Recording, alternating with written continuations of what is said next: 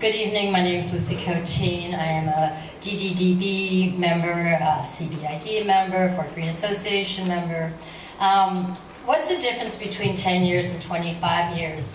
Well, look at it this way. In 10 years, most likely I will be alive, but in 25 years, there's a very good chance I will be dead.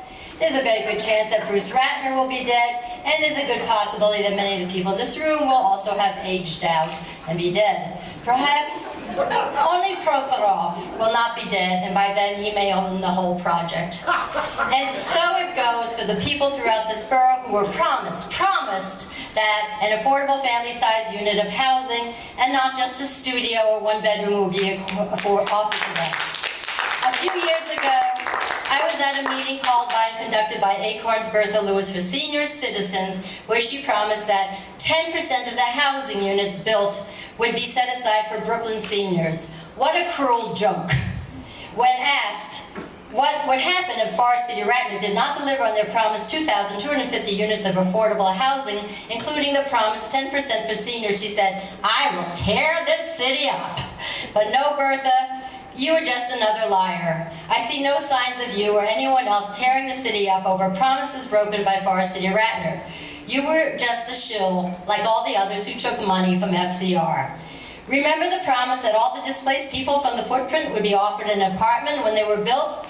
Do we suppose they are just waiting around in distant parts of the borough or other low-rent areas for 25 years for a studio or one bedroom to replace the affordable family units where they previously lived in Prospect Heights, since destroyed by Forest City Ratner? No, those people who were displaced will not be around to live in the prefab towers in 25 years. And what does 25 years of construction mean for those intrepid souls who remain in their own housing units near the construction zone? They have already endured endless noise, bright nighttime lights, rat invasions, dust, filth, illegal parking on their streets and sidewalks.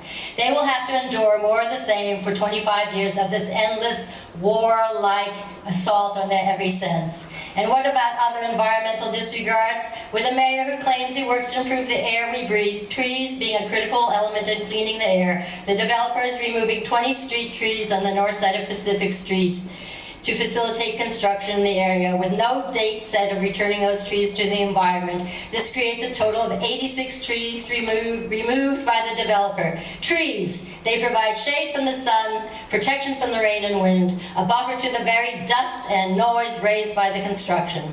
FCR does not even own the property where they are cutting the next round of trees. It is still MTA property. There's no timeline for the return of these trees, making the environment far worse for the people who live in the area and for all of us.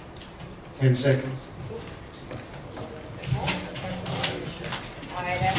Skipping to the end, there's one solution that the community has put forth for many years. Take the rest of the project site away from the developer. The developer does not even own this land because of the sweetheart deal he cut with the MTA. Take the project site, divide it up into parcels, and allow multiple developers to bid on the land so the MTA gets the money it deserves for this valuable land, and allow each developer to develop his own parcel in a timely fashion. The community demands the unity plan as it always has. Thank you.